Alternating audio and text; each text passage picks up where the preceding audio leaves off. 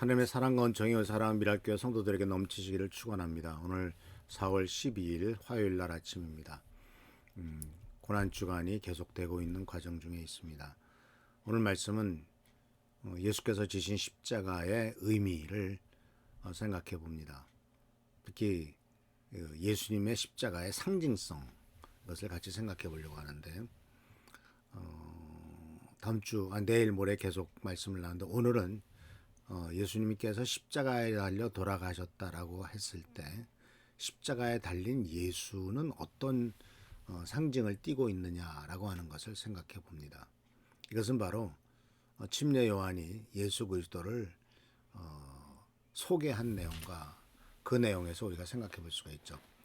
침례 요한은 예수께서 길을 가는 것을 보시고 이렇게 소개를 했죠. 보라, 세상 죄를 지고 가는 하나님의 어린 양이다라는 거죠.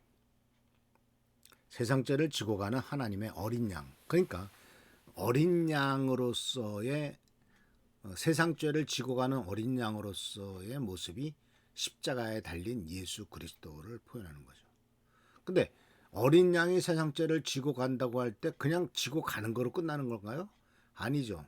우리가 알다시피 아사셀 염소라고 해서 인간의 모든 죄를, 특히 이스라엘 민족이 지은 죄를 다 염소 두 마리를 잡아가지고, 특히 그중에 아사셀 염소의 머리 위에다가 손을 얹고 이스라엘 민족이 지은 모든 죄를 다 고백해가지고 그 죄를 전가시키죠.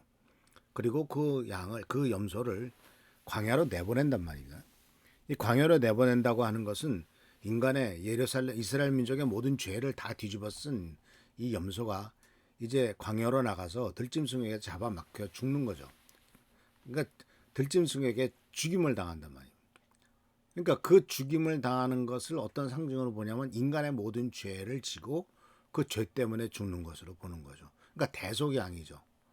영어로는 스케이프고트라고 하는데, 그래서 이 어린 양이라고 표현했다는 것도 말하자면 그냥 깨끗한 양을 상징하는 것이 아니라 인간의 모든 죄를 다 뒤집어 쓴, 인간의 죄를 대속해서 죽임을 당해야 될, 말하자면 죽음을 당할 희생제물로 보고 있는 거죠. 그러니까 예수님의 십자가에 달려 돌아가실 때 예수님은 제사에 바쳐지는 의미로 쓰여진 겁니다. 즉 어린 양이죠. 제단 위의 제물로 보는 겁니다. 대속의 제물로 보는 거죠. 그리고 특히 어린 양으로 대속의 제물을 했을 때 죽여야 되잖아요. 그 목숨을 빼앗아야 된단 말이에요. 예수님도 십자가에서 달려 돌아가심으로 그 목숨이 빼앗겼죠. 그래서 이 희생 제물의 어린 양으로서의 모습을 우리는 십자가에 달린 예수의 모습 속에서 발견하게 되는데, 이것은 이제 그 이유는 바로 뭐냐면 모세 제자 의식에서, 모세가 그 레위기나 또는 그 모세 오경 속에서 나타난 제사 의식 속에서 이 상징성을 발견하게 됩니다.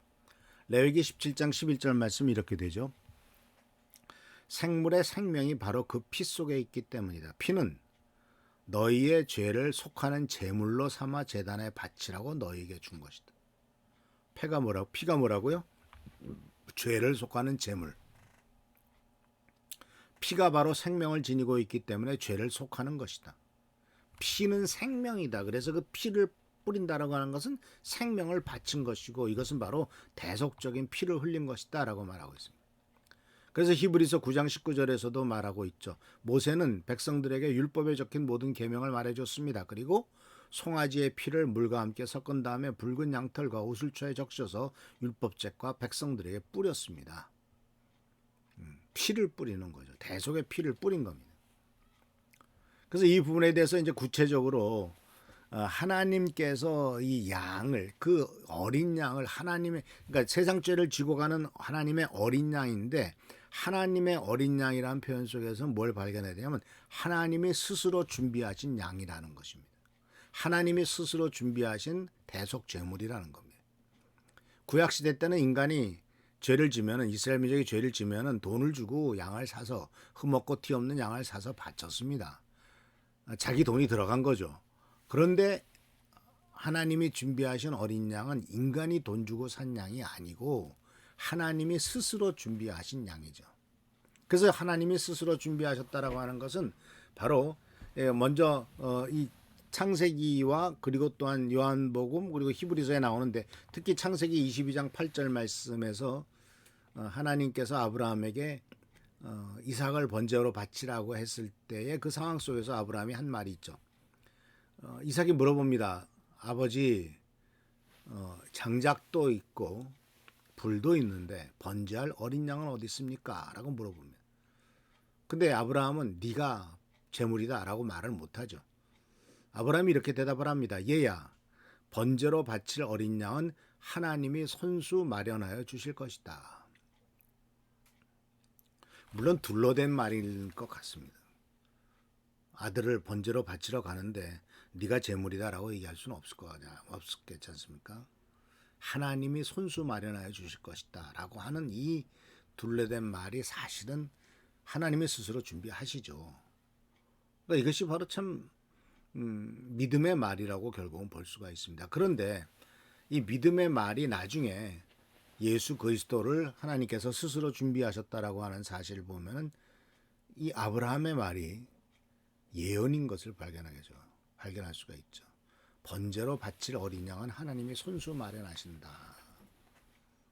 결국은 예수 그리스도를 하나님께서 준비하셨고 예수님이 우리 죄를 위해서 십자가에 달려 돌아가시는 어린 양으로서 하나님이 스스로 손수 자기 아들을 제물로 준비하신 것 아닙니까? 그리고 또 그래서 이 사도 요한은 요한복음 1장 29절 36절에 세상 죄를 지고 가는 하나님의 어린 양이다라는 말을 두 번씩이나 이렇게 얘기를 하죠. 침례받으러 오는 예수를 보고도 말하고 예수께서 지나가시는 것을 보고도 하나님의 어린 양이다라고 말하고 결국은 이것은 구약 예언의 성취로서의 예수 그리스도를 설명하는 것이고 결국은 이 세상 죄를 지고 하나님이 스스로 준비하신 하나님의 양으로서의 모습을 발견할 수가 있죠. 또 히브리서 13장 12절 말씀에서 13장 11, 12절 말씀 속에서도 예수님을 이렇게 소개합니다. 유대교의 제사의식에서 대제사장은 속죄 제물을 드리려고 짐승의 피를 시성소에 가지고 들어가고 그 몸은 진영 밖에서 태워버립니다. 피만 갖고 들어가고 그 고기 덩어리는 밖에서 태워버린답니다. 그러므로 예수께서도 자기의 피로 백성을 거룩하게 하시려고 성문 밖에서 고난을 받으셨습니다. 예수님이 성문 밖에서 십자가에서 달려 돌아가시고 피를 흘리셨던 것에 대해서 예수님께서도 자기 피로 예수 그리스도의 보혈로 백성을 하나님의 백성들을 거룩하게 하려고 고난을 당하신 어린 양의 상징성을 이렇게 발견할 수가 있습니다. 그래서 십자가와 십자가에 달리신 예수 그리스도는 인간의 모든 죄를 지고 가는 하나님의 어린 양으로서의 상징성을 갖고 있고 또 이것은 바로 하나님이 스스로 준비하신 제물이다라는 것을 우리들에게 가르쳐주고 있습니다. 왜냐하면 인간이 준비한 제물은 하나님 앞에 연락할 만한 거룩함과 깨끗함이 없기 때문에 그렇습니다. 오직 하나님의 아들만이 인간의 모든 죄를 충분히 지고 갈 수 있는 거룩함이 있기 때문에 그렇다라는 사실이죠. 그래서 이 고난주간 하나님이 스스로 준비하신 제물이신 예수님을 생각하면서 예수님의 고난 속에서 하나님 앞에 감사드리고 또 주께 영광을 돌리는 우리 모든 성도가 되기를 축원합니다. 기도합니다. 하나님이 스스로 준비하셨습니다. 하나님이 스스로 제물도 준비하셨습니다. 주께서 준비하신 제물을 하나님께서 또 이렇게 죽음을 당하게 하셔서 우리의 죄를 용서하고 또 우리의 갈 길을 보여준 것을 감사드립니다. 간절히 금받고 나오니 주님의 고난과 주님의 고통을 우리가 잊지 않도록 하시고 하나님이 준비하셨다는 그 놀라운 사랑과 은혜를 감격하며 주님 앞에 나가는 우리 모두가 되도록 축복과 은총을 더하여 주옵소서. 오늘도 함께 하시고 지켜보살펴 주신 것을 감사하고 예수 그리스도의 이름으로 축복하며 간절히 기도합나이다. 아멘. 주님의 은총과 은혜가 넘치기를 축원합니다. 오늘 저녁도 기도회가 있으니까 많이 참석하셔서 주님의 은혜 가운데 승리하는 하루가 되기를 축원합니다. 할렐루야 축복합니다.